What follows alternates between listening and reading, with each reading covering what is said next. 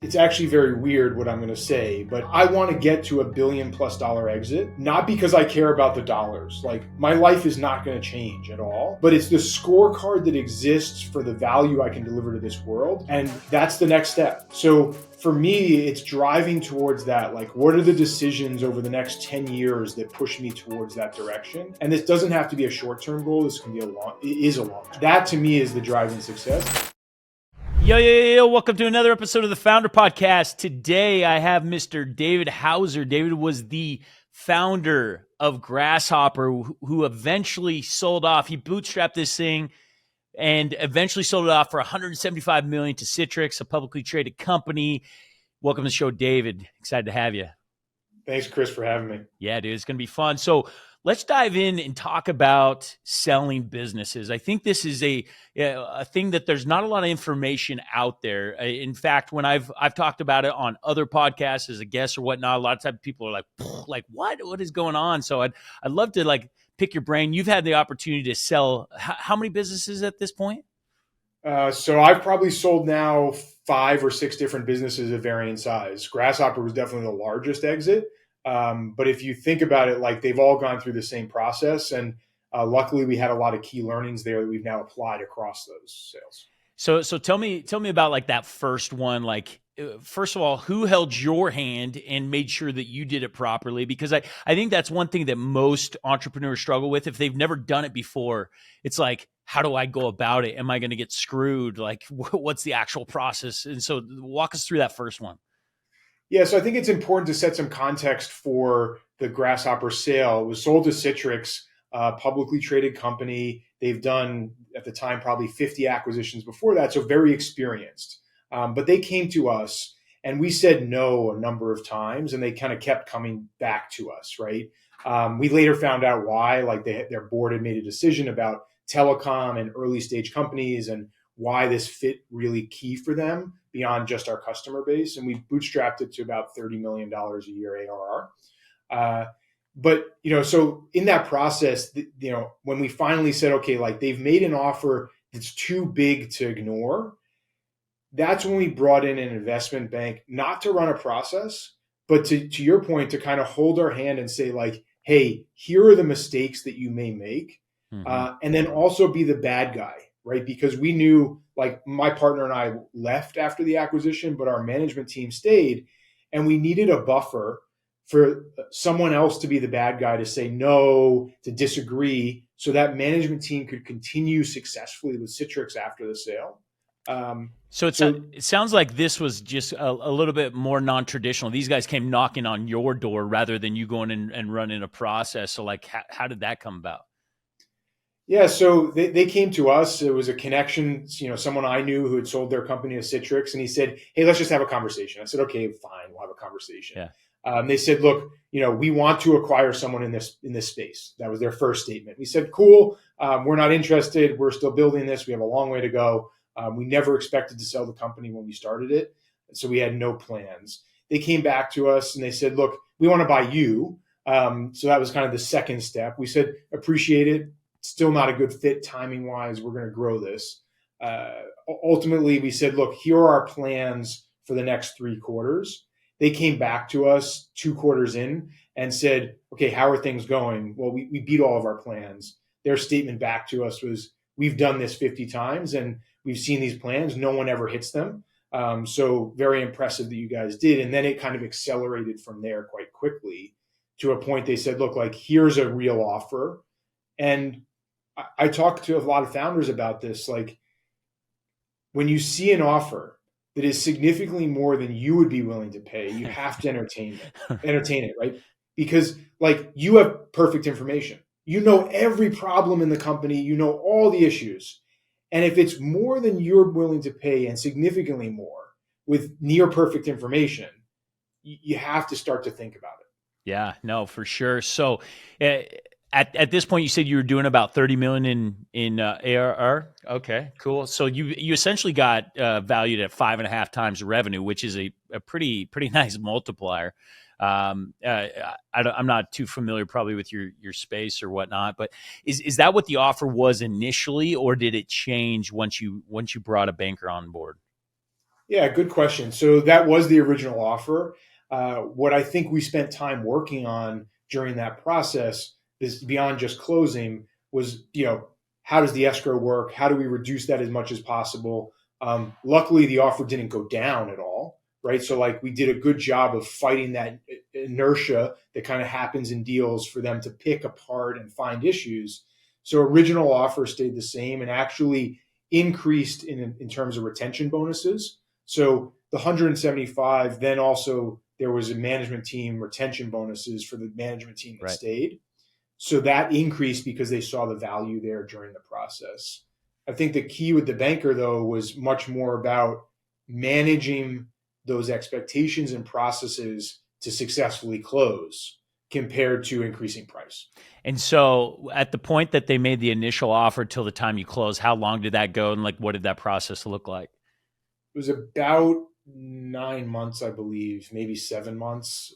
It's kind of hard now. It's been Right. a number of years now, but it felt like years, right? Like one of the pieces of advice the banker gave us early on is like, you have to understand every email, every phone call is a go, no go call, right? Like the buyer can walk at any time for reasons you may not ever understand, right? So every single call is about getting to the next step in the process. That's it, right?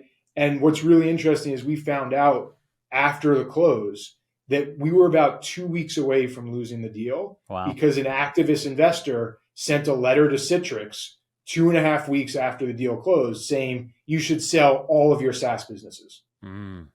Wow. Right. And ultimately they did. They sold Grasshopper and all their SaaS, their GoToMeeting, Immediately. everything. It probably took whatever period of time, a short period of time, but like Wow. it was a very strong investor in a publicly traded company and they sold $1 billion of revenue of SaaS revenue. That's wild. That's wild.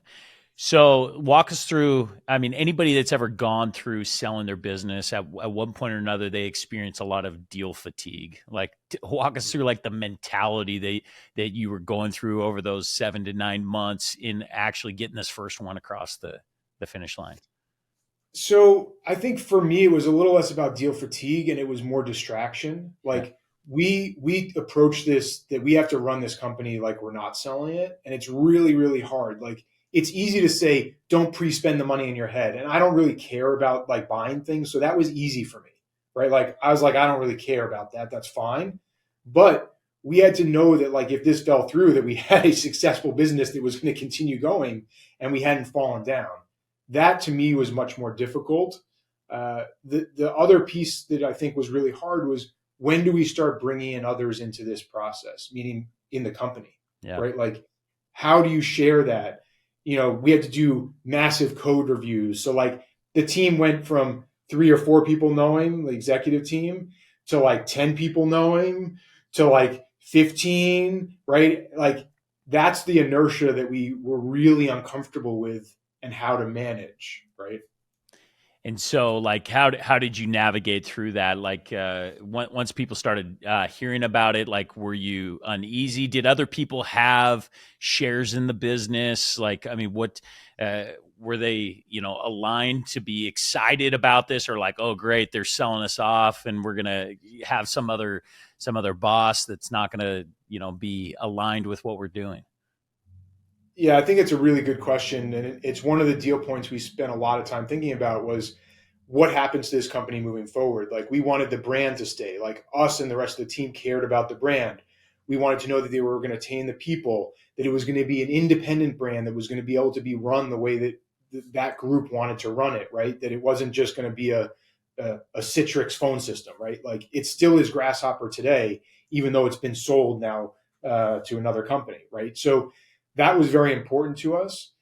And the point about equity, very few people actually had any equity, including the management team, because I felt really uncomfortable giving out equity, not because I didn't want to, but because it felt like a lie to say, our goal is to never sell this company, but I'm going to give you this equity as part of a compensation package, knowing that our goal is not to sell and it's going to be worth zero, right? Yeah. So we thought about how do we highly compensated on salary. We had a very attractive bonus program. We did all of these other things. So in that process, we had to step back and say, we are going to reward dollars as if there was equity to the entire team, top to bottom, across the entire company, to make sure everyone was aligned. That's awesome. So you end up selling, is it 100%, or did you have some equity that rolled forward? No, we sold 100% and left the day after the acquisition. Okay. So, I mean, that happens. You have a huge check hit your bank account. I mean, 175 million is split up amongst whoever the shareholders were at that point. I'm assuming you had a pretty good chunk of that. I mean, what's going through your mind? So, I mean, we were self-funded. So yeah, there was no one else.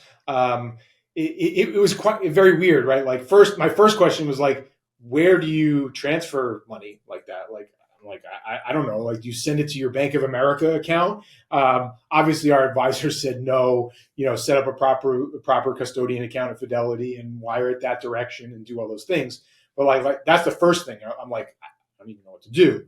And I think that the next piece, well, so we had pre-planned a lot of our estate planning, luckily. So we had pulled a lot of those assets out of our estates, me and my business partner, prior to the sale. So that helped us a lot from an estate planning perspective.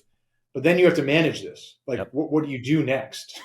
Right? Did you immediately did you have a private banker prior to this, like a JP Morgan or something like this?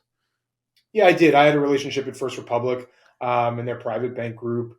I don't think that they were necessarily helpful. I don't think anyone really is for what I wanted. Right? Like, I actually don't believe in having a traditional wealth advisor. I don't want to pay a percentage. If you really look at the data and understand that no manager has beat the market over a 20-year plus period, ever, like, you don't need active management. You don't need to pay for active management. So I am very extreme on this. Like, every one of those dollars that I didn't attribute to like money to build and do things with goes into direct index funds with tax loss harvesting. No idea what the balance is, have never looked at it, won't look at it, don't care. That's wealth preservation, compared to wealth building.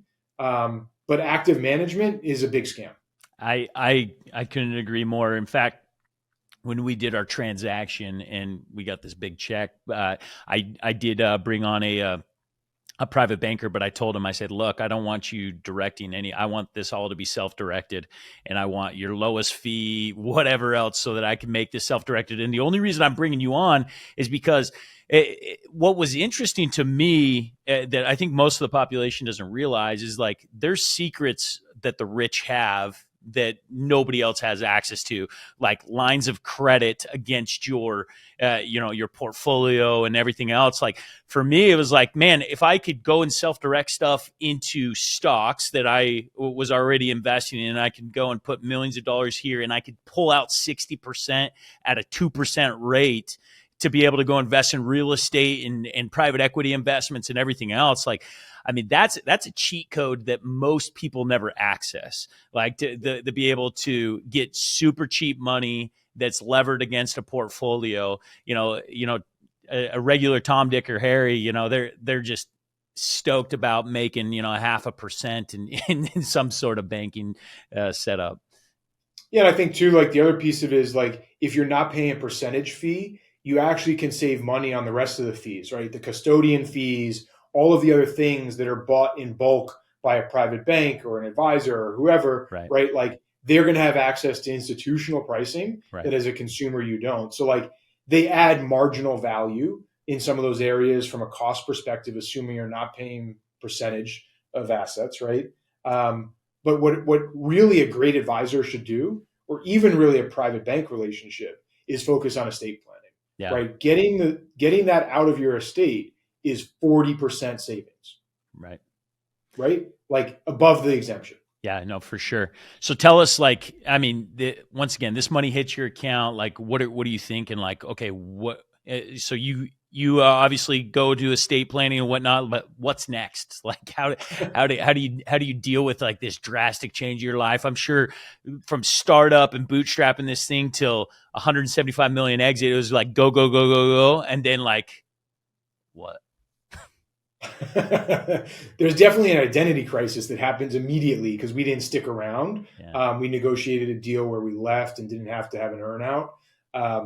my life didn't change, which was actually very interesting. Like I still have the same car that I had then that I have now, right? Like exactly the same car.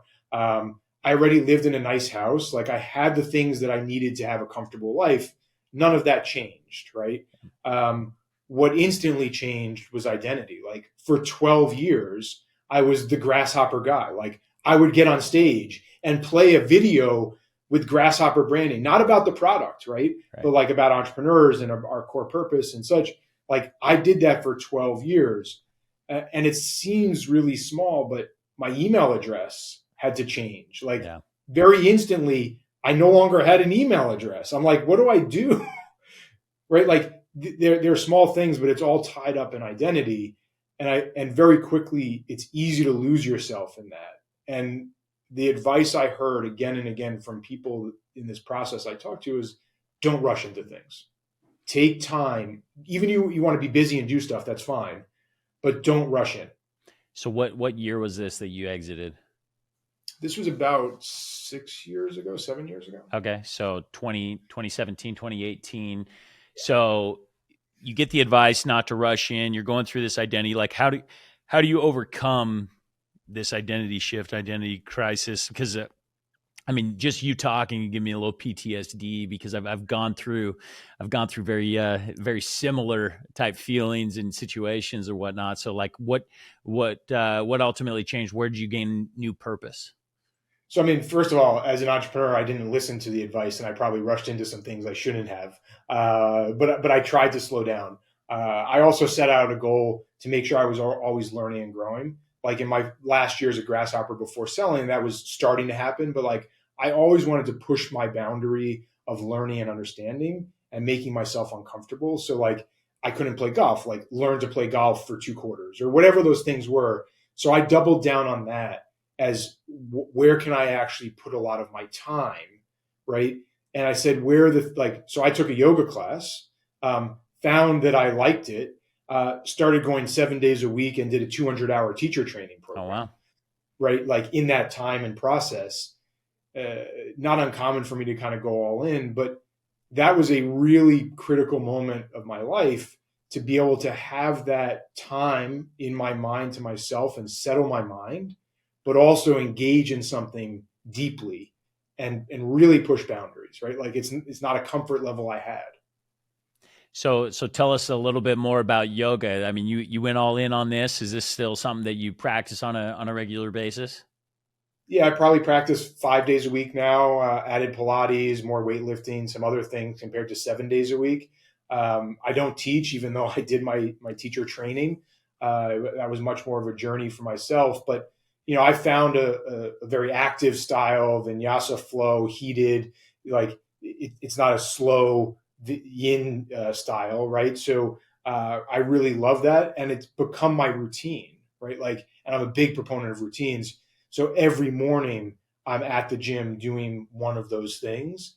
And honestly, even if I'm not doing it, I still shower at the gym and get ready at the gym as part of that routine that sets me up for my day. And so at the same time, you're a family man. If I understand correctly, is it 3 children? Yeah, I have 3 kids. Yeah. 3 kids. How old are they? 6, 10, and 19. So okay. Kind of a wide range. Yeah. How have you balanced that? Because obviously the 19-year-old was very much a part of the Grasshopper journey. The 2 younger a little bit, on the tail end of it. But how did you balance that in building businesses or making this transition? So I really thought a lot about work-life integration compared to balance. I'm not good at balance in anything, right? So like, someone said you can't run a marathon. I ran the Boston Marathon. Like I'll go all in on things.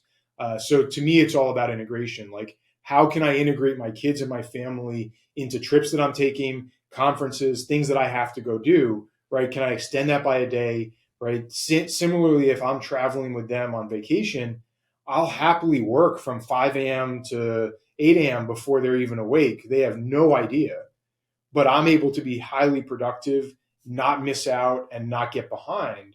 And then when I'm with them, be super engaged, right? So like, I really don't like this idea of like, we need to separate time and we need to be very diligent about it. I think we should integrate time. So when we are together, I'm highly engaged and in the moment with them. I love it. I love it. Yeah, that's one thing I talk a lot about. What I refer to as just impact, right? You can't balance time, but you can balance impact. Like just be as impactful for the 10, 15 minutes, hour, whatever that you are doing the one thing. And so I love that you're a big proponent of that. Where are you finding purpose now? Like what drives you? What's getting you out of bed every single morning besides yoga? So I really optimize for happiness now, and it's been an interesting journey and decision compared to optimizing for return on dollars or assets, right? And obviously, I want to use those dollar figures as a scorecard, right? Like that's the scorecard that we have for how much value we deliver to this world. Yep. So that matters, right? Like, but what do I optimize for? It's for happiness. So across those things, I've started to really find that my happiness is derived from empowering other people in their journey and learning. And how do you go about doing that? Yeah, it's a good question. So like, for example, this last year, I donated and volunteered my time to build a 550 person event for Formula One here in Las Vegas for YPO. That was a year and a half of my time for free, right? But I was able to derive a tremendous amount of happiness and fulfillment from that by bringing together 550 people over a 4-day period with a $9.5 million budget, bringing in 25 of the best speakers in the world, presidents of teams and all of the different things around sports. And really, like someone asked me at that event, like, why'd you do this? It was to be able to see those smiles and that enjoyment that people could derive from that event and learning, right? And push boundaries and do all of those things.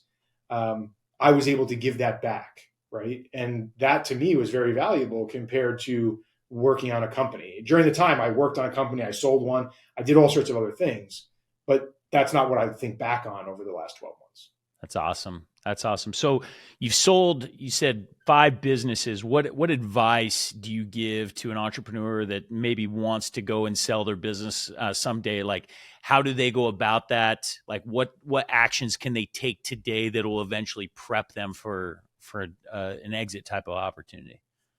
Yeah, I'll start with 2 tactical things. So the first is run the business in the best possible way and profitably. That is how you get the best exit, right? Like I think people make the mistake and try to optimize for things they think other people care about.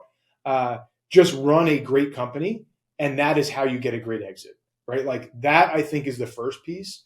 The second piece, a level down tactically, is when you're going through that process, start early in the documentation and then a partner on a legal side, right? So when I say documentation of the legal things and all the stuff you have to do, but all the processes and procedures and the things in your company.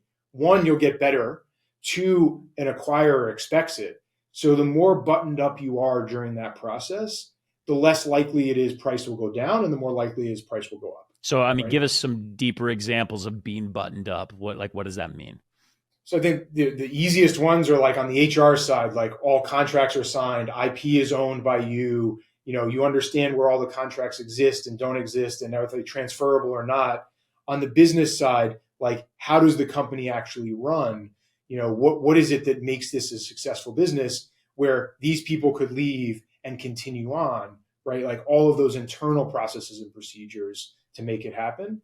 And then the last part, the planning process, I think, is actually very important. So I believe in a framework, and whatever framework you choose, making sure that you have a rhythm around planning so we're all aligned on those goals. That's how you can, during the process of acquisition, not be distracted and actually hit and deliver on those goals. So it's interesting. You go and you sell an operating business, right? And you get all this money, and then you turn around and you start investing in other operating businesses, either as an angel investor or whatever it may be. Like, walk us through that. Like, first of all, why ever sell your operating business if you're going to go and just invest in somebody else? And 2, like, what are you looking for? Yeah, so I actually don't believe in investing in others. I believe in investing in myself. Like I do angel investing as a way to give back and to learn. That's separate from a returns perspective. I think it's a really weird paradox that every operator I know that sells their business instantly turns around and wants to buy an operating business, right? Like, and so you're like, okay, well, maybe I just shouldn't have sold that business. And I've actually had this conversation with a lot of friends. Like, they're like, okay, I'm getting ready to sell my business. I'm like, okay, why? Like, let's actually walk through the reasons. They're like, well, I need an exit. I need to do that. I'm like, okay, but like dig deeper. Like, what are you going to do next?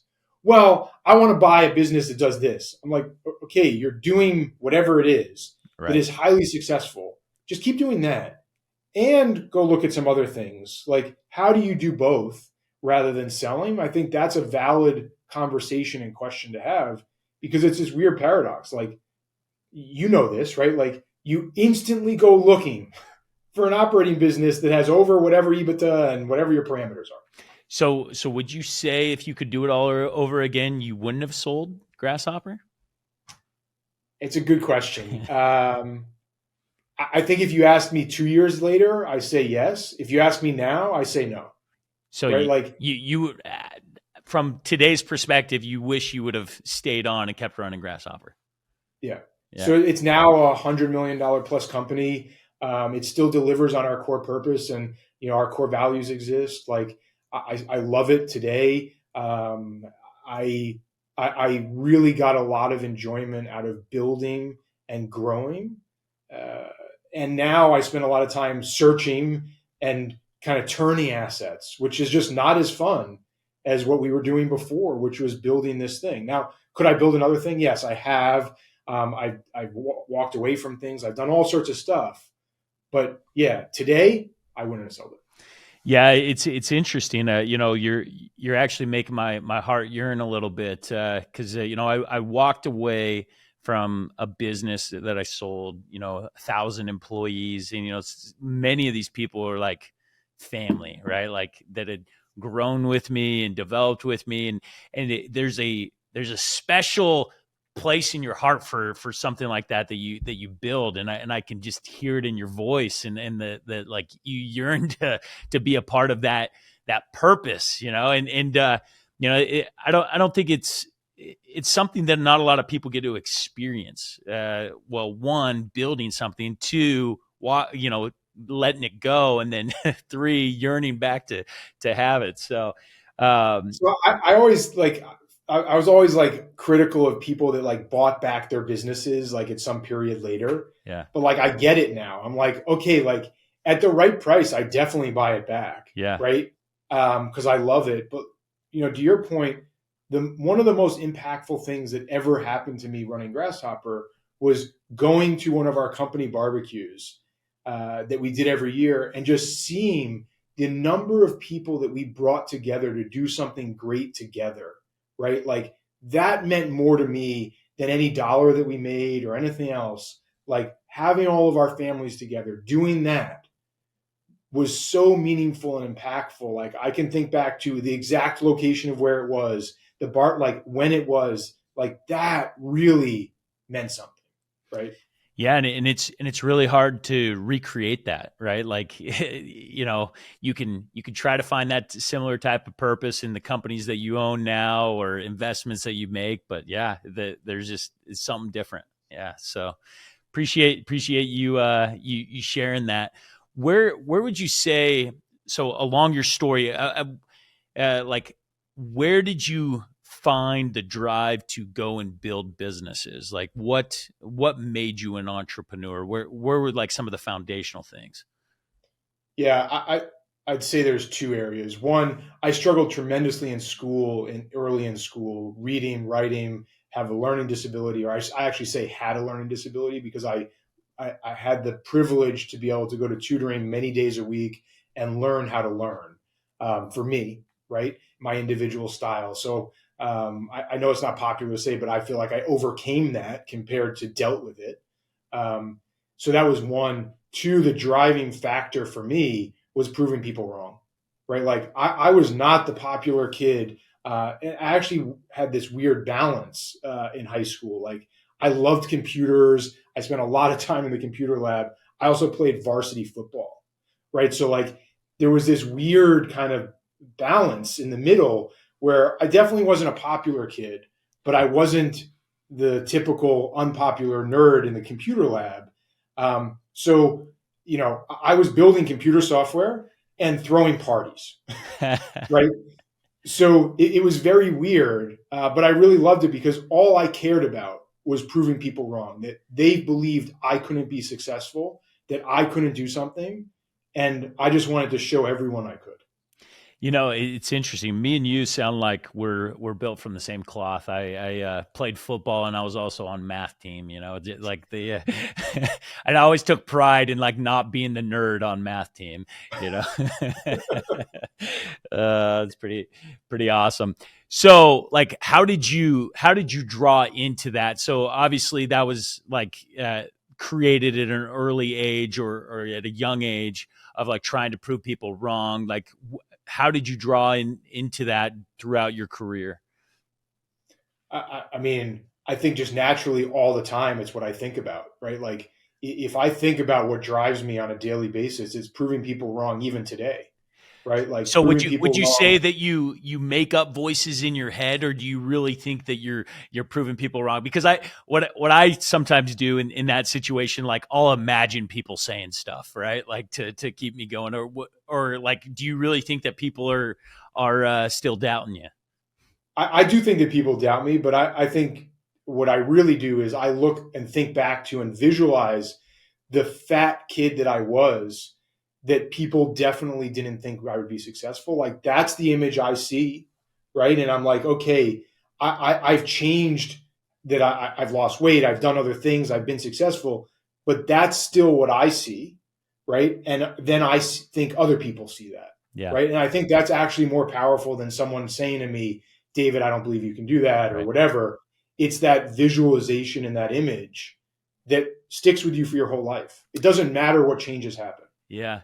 Yeah. And I want the listeners to like really pay attention to what he's saying here, because like this is such a key to success, is like drawing on previous experiences, reimagining like what it was like to overcome a certain aspect in our life. And like, cause because really life is about like the moment right now when things get difficult, right? Like having to like push through the workday or get this particular thing done or whatever it is, and going back to a time that you did and getting that extra motivation, that extra drive, or reminding yourself how disciplined you are, or the person you're trying to prove wrong, and like that is so key to like really mentally overcoming the pain in the moment that we experience every single day. So I appreciate you sharing And I that. would say, like, as an entrepreneur, it's very lonely too, Yeah. right? And to be able to overcome that loneliness, you have to have those past experiences to draw on, because there's not someone sitting above you or next to you saying, hey, you got to do this. Hey, you got to finish this. Hey, like, there's not that thing, right? So that has to come internally. And however you build that, for me, it's visualizing that person. For you, it might be different, right? But Right. like, you have to have that driving factor because you don't have someone next to you Right. poking. So what would you say, like, what's next for David Hauser? Like what do you want to live the rest of your life and be known for? We fast forward, we're sitting around your grave site. What do you want people saying about you? Yeah. So it's actually very weird what I'm going to say, but I want to get to $1 billion+ exit. Um, Not because I care about the dollars. Like my life is not going to change at all, but it's the scorecard that exists for the value I can deliver to this world, and that's the next step. So for me, it's driving towards that. Like, what are the decisions over the next 10 years that push me towards that direction? And this doesn't have to be a short-term goal. This can be it is a long-term goal, right? That to me is the driving success. I don't care if people know about it or say it when I die. That's a very different question than what is my goal and where do I want to drive to. Yeah. I actually hope that I have a few people that really care about me when I die and they show up. I don't care about the other shit, Yeah. right? Like I don't care about the marginal people in my life. I want deep relationships with a few people that last for a long time, compared to very shallow relationships with a wide group of people. I love that. I love that. And how do you currently envision yourself, going back to the financial aspect, getting to that $1 billion exit? What are you still looking for that opportunity, or is it just a conglomerate of a bunch of different things that you're working on? So I think it's going to be a singular opportunity. I think focus is important. Yeah. I don't know what that is right now. So a lot of my time is spent on learning new industries, new spaces, new things, right? Like when I started Grasshopper, I didn't know anything about telecom, right? Like I don't think that I need to be in a space I necessarily know. I know how to operate, grow, and scale. So how do I identify those things? It's about learning and challenging myself to be in places that are uncomfortable. That's how I think I discover that and find it. I have no idea what it's going to be. So what are some things that you're doing on a daily basis right now to do that type of discovery, like go and educate yourself and find opportunity for maybe an invest or an entrepreneur right now that is in the similar type of situation that's looking for opportunity? How do you go about identifying those type of things? Yeah. So one part of it to me is, just pure learning. Like, what are the books and things I'm reading that I don't understand? So like, I don't really read fiction books. So I'll pick a lot of different areas and pieces. The other is like, how are other people identifying opportunities, right? So like the smartest people in the world that make the most money, private equity, like is a class of or group, right? Like, how do they think about and understand these different areas and opportunities and identify early in the process or early in the stage or cycle of these industries, right? Like this past week on my email newsletter, I wrote about car washes. Like that's in the later stage of private equity, right? You were seeing them pop up everywhere. There's lots of car washes. It makes sense. But how did they identify that early on, right? Like that's the key learning that I want to understand. So spending time talking to those folks and understanding that. And then the last piece for me is actually touching new companies, right? So like I'm working on a med spa company right now. I know nothing about med spas, but I identified it as an opportunity. I'm going to spend time in that industry, understanding it hands on. It very, very well may not be where I spend a lot of my time in the future. I don't know, but I have to touch it and find out. Got it. Got it. And so you mentioned, you read a lot of books and you're studying these different things. Like, what are some books right now that are top of mind that have really been impactful to your recent learning? It's a good question. I really liked most recently Tools, which is Barry Stutz's book. That I thought was really interesting for me. Helped me crystallize a lot of thoughts mentally. Right. You said Tools by who? Stutz, Stutz. Stutz. Awesome. So really liked that. I've started to try to look for books about Albert Einstein's life. That to me is very interesting. Like I think the inventor and the kind of scientist mindset and mind, I think is interesting. Right. I really like a lot of books about evolution. Like how do we get to where we are today? So like that gives like a grand scheme or overview that I can then start to dig into. So I actually have a reading list on my website that has every single book that I like, but also that all the people I think are smart like, and then we consolidate all that together to find the intersection. Yeah. A lot of people that have found success building businesses or whatnot, they attribute a lot of their success to different mentors or coaches or different people that they've had along the way. Who are some, or maybe you're a unicorn and don't have any, but who are some coaches or mentors that you've either spent money or hung around and taught you a lot of incredible principles that have gotten you to where you're at today?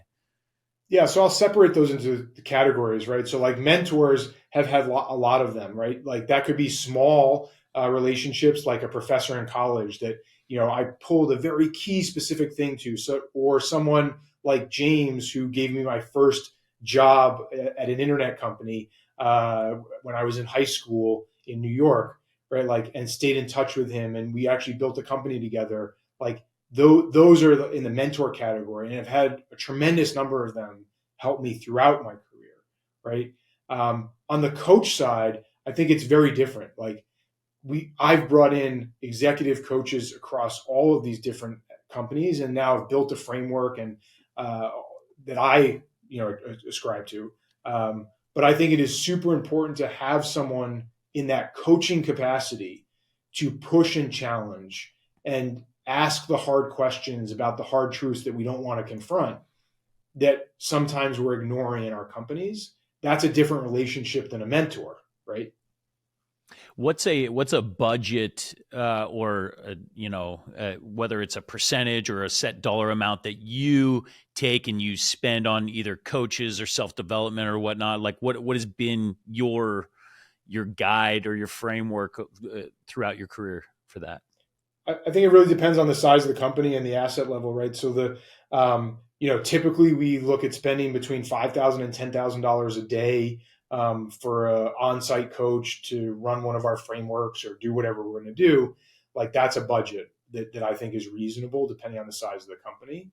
On personal development, I actually think it's an unlimited budget. I think it's the most important thing we can do as an entrepreneur: self-care and self-development. So I spend a lot of money being a member of EO, of YPO, traveling, going to conferences, learning, doing all of those things. Like I'm a very frugal person in general, but one of my core values and our family core values is experiences over things. Like I will pay for those all day long, no matter what, but I won't buy a new car. I love it. That's the kind of dichotomy of, how I think about spending money.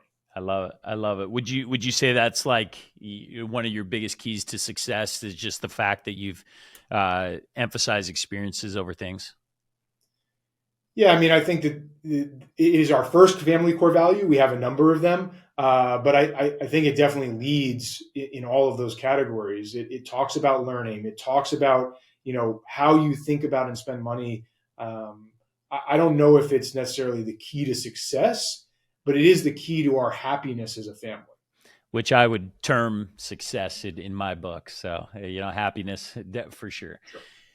Dude, man, you dropped some incredible knowledge with us, and I appreciate everything. Where's a good spot that people can get more information from you, follow you, message you direct? What for the listeners?